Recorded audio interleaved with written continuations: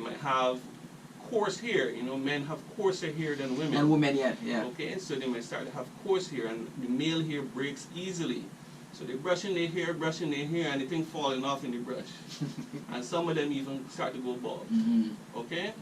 Now, some women may have very high levels of male hormones, where they start to get deepening of their voice. Yeah. And sometimes even the clitoris starts to look like a penis. Now, those ladies, I would like to warn, that cannot be due to polycystic ovary syndrome. But is that a rare cases? That is very rare, and that usually means that the level is so high, the ovary cannot produce that amount of male hormone. So some people might say, well, that's a sign of excess male hormone, but it's not related to polycystic ovary syndrome.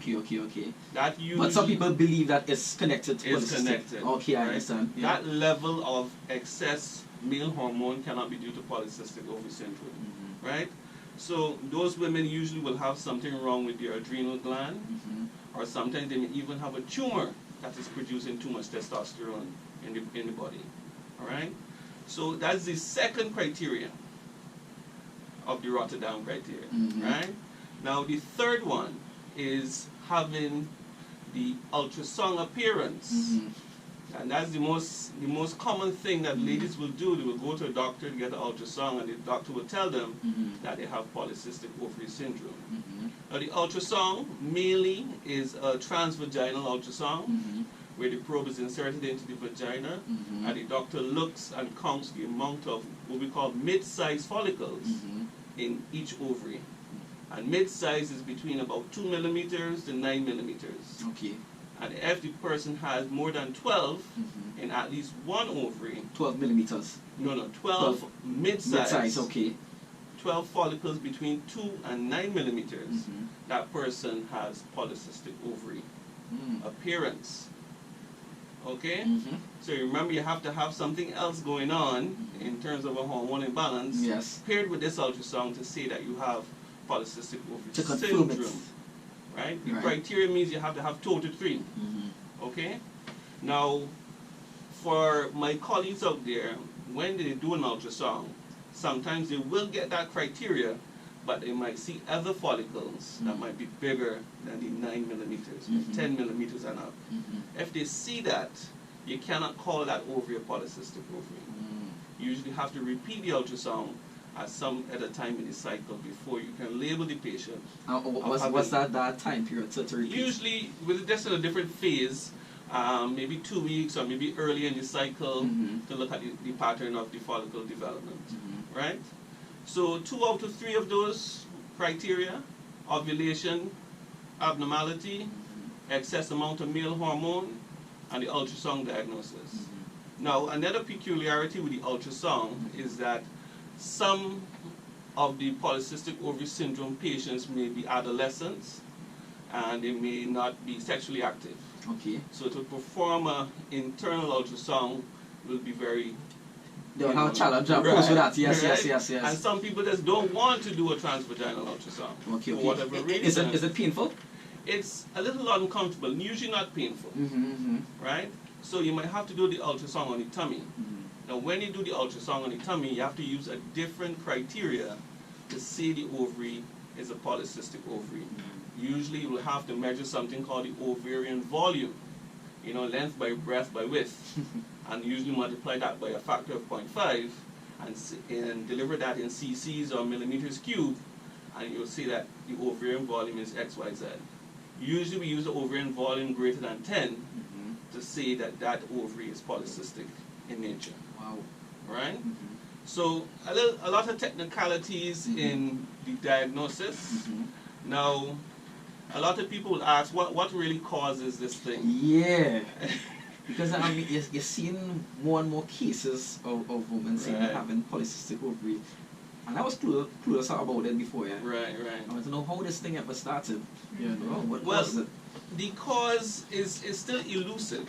Now, what they look at, there is... So there's still research attached to it? A lot of research. Now, they have found several genetic syndromes, right? And they've also found several environmental factors. When I say environmental factors, I mean things like nutrition, activity level, stress level.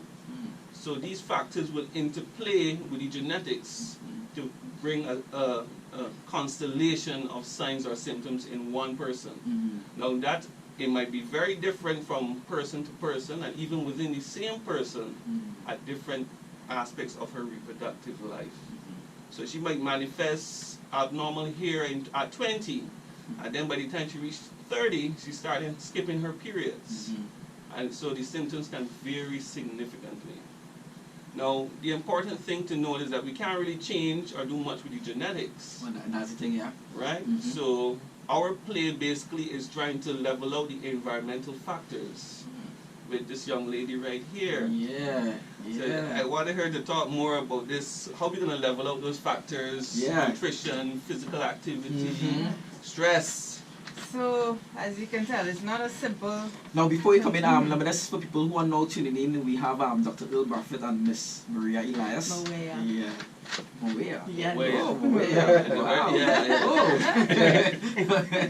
Moya. Yeah, straight in, boy. Yeah, for real. But it's spelled like Maria. No. Yes. Moya.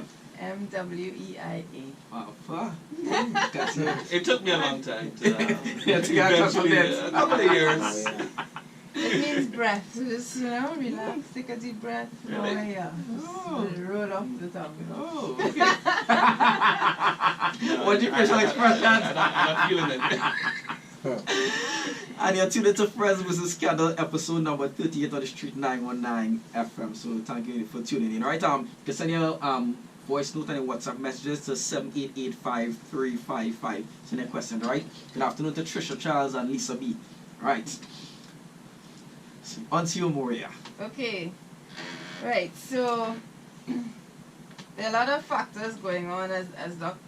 Braffett mentioned. We have the eating, we have the exercise, we have stress management, and all of them do come into play when we talk about addressing what's going on with this syndrome. Now, in listening to Dr. Braffett, you realize that you have the reproductive side of things, but you also have the metabolic side of things. So from my end as a nutritionist, I would see women who are referred to me, or they may come on their own because they are overweight and they've been having a hard time losing weight. They may have tried dieting, they may have tried exercise, but it's not working.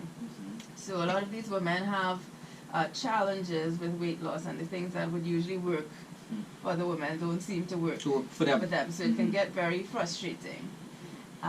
Just like the medical treatment, as he will talk about, I guess, in a minute, the clinical side of things has to be individualized based on the diagnosis. So what their imbalance, where their imbalance lies, is what we would address clinically. And likewise, we have to look at them individually. Where does their imbalance tend to lie? Because while most of the women are overweight, some of them are not.